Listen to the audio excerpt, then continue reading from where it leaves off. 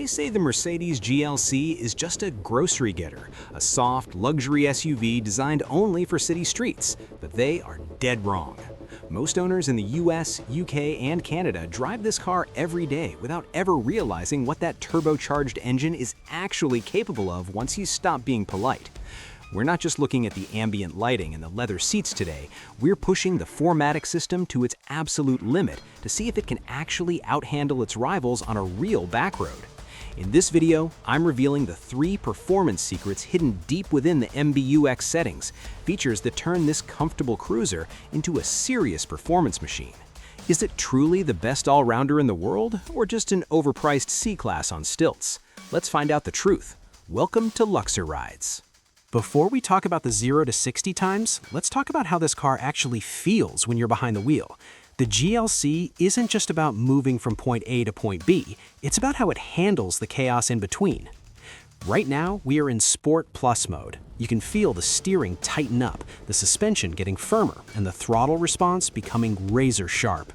Most people think a 2.0-liter engine in an SUV this size would feel sluggish, but thanks to the 48-volt mild hybrid system, the electric boost fills in those torque gaps perfectly.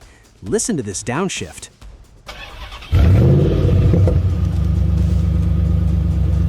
It's smooth yet aggressive.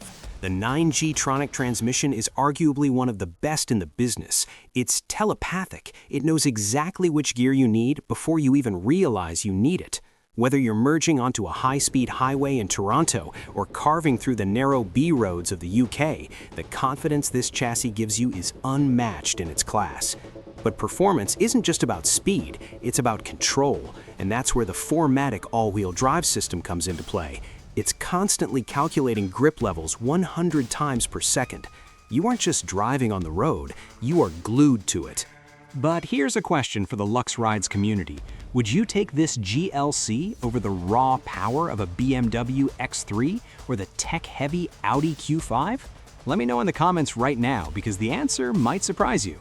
Now, step inside, because this is where the magic happens. Mercedes didn't just give the GLC a pretty interior, they turned it into a high-tech command center. Look at this 11.9-inch central display. It's tilted towards the driver, and for a good reason. But here is the first secret most people miss, the off-road engineering package.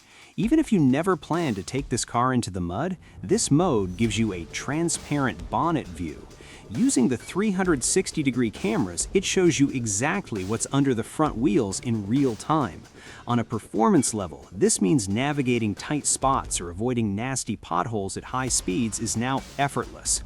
Next, let's talk about the MBUX performance telemetry.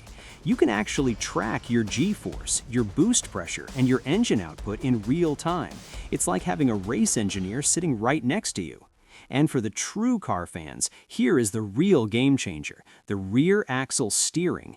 This allows the back wheels to turn up to 4.5 degrees. It makes this SUV feel as nimble as a hatchback in the corners and incredibly stable on the highway.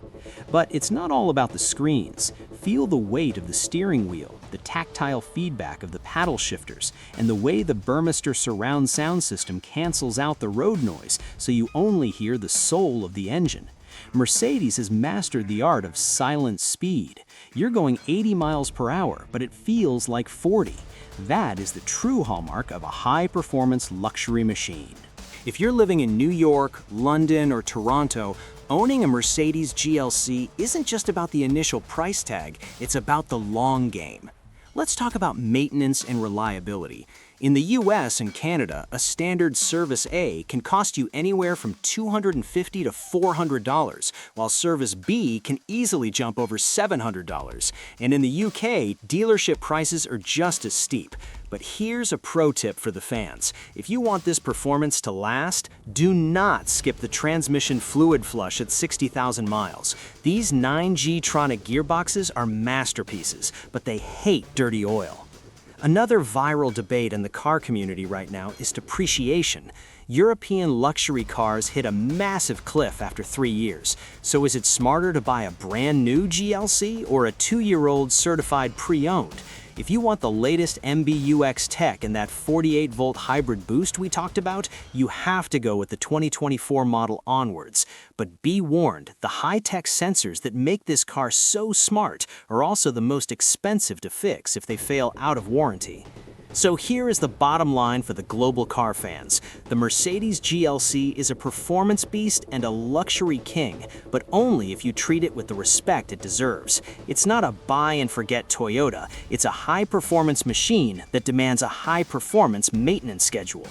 So after pushing it to the limit, here is the million-dollar question. Is the Mercedes GLC the ultimate king of luxury SUVs in 2026? The answer is yes, but only if you value comfort and tech over raw, tail-happy aggression. It's the perfect partner for the streets of London or the highways of Canada. It's sophisticated, it's fast enough to surprise you, and it carries a badge that still means something. But before you head to the dealership, there is one car that might just steal its crown. In our next video, we are lining up this GLC against its biggest nightmare, the all-new BMW X3 M Sport, for a drag race and a reliability showdown that you do not want to miss. If you found this deep dive helpful, hit that like button right now. It really helps the algorithm show this to more car lovers like you. And if you haven't joined the Luxerides family yet, hit subscribe and turn on those notifications. You don't want to be the last one to know the truth about your next dream car. Thanks for watching, stay driven, and I'll see you in the next one.